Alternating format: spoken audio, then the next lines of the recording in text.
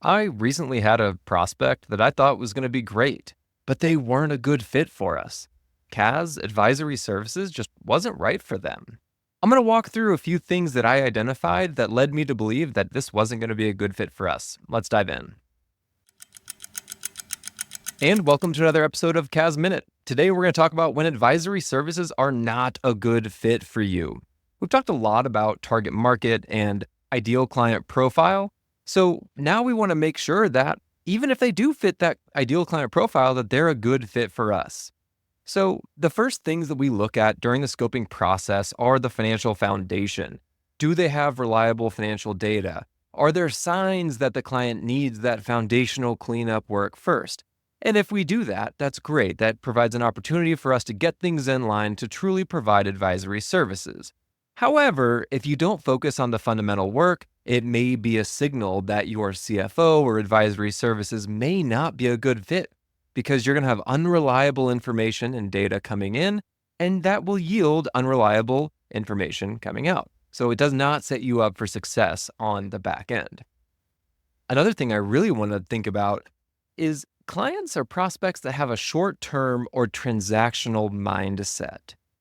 If you're in the business of providing advisory services, your intent is to deliver a long-term strategy. You want to develop a long-term relationship. And so if a client or a prospect is looking for a quick or short-term solution that immediately drives value and they can get a lot out of it right away, that's generally not the nature of what we do in a services realm.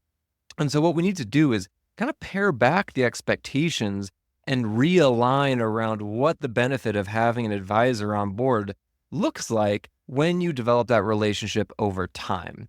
And so you really need to make sure that there's alignment on the timing of expectation and outcome in this relationship.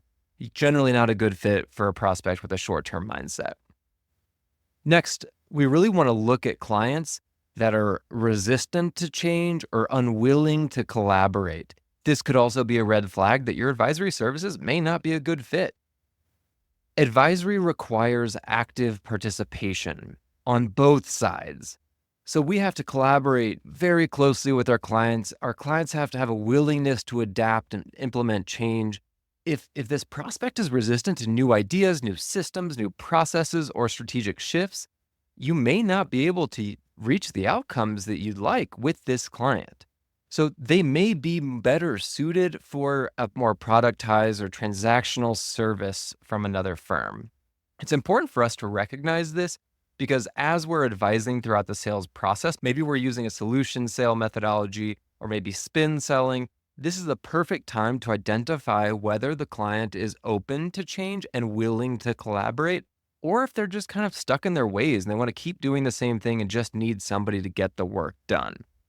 If they're in the latter bucket, likely not a great fit for advisory services. And we won't be able to shove that square peg in the round hole. It will create friction over time, and you will not be able to yield those results that you typically aim for with your services.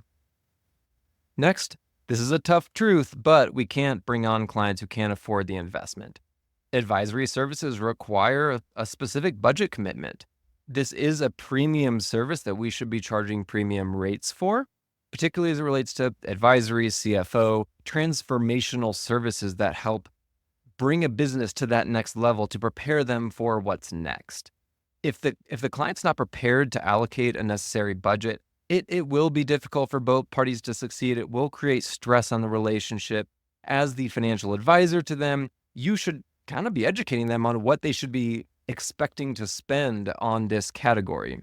Now, if there's a mismatch of expectation of what they think they should spend versus what they actually need to spend to get where they need to be, that's a different conversation because oftentimes the cost perception on the prospect side will be much lower than what the reality is on the services side. But oftentimes for clients with tight budgets, you can offer those foundational level services and start to slowly walk their way up that value ladder to more advisory services. Now, you have to be clear that those foundational services will not likely yield a transformational outcome, but rather will help put them in position to achieve that on the back end. So again, we want to look for these red flags. We want to identify areas that advisory may not be a good fit. And so when you're walking through the sales process, really think about those flags, those signs: no proper financial foundation, short-term transactional mindset, clients resistant to change or unwilling to collaborate. And then look at the capital allocation, clients who can't afford the investment. Of course, there's a number of other signs. However, these are really helpful to think about and walk through when you're going through the sales process. So if you mash this up against some of the sales methodologies that we've recently talked about, you're going to be in a really good position to find the right client fit for your firm. I hope that's helpful. Till next time.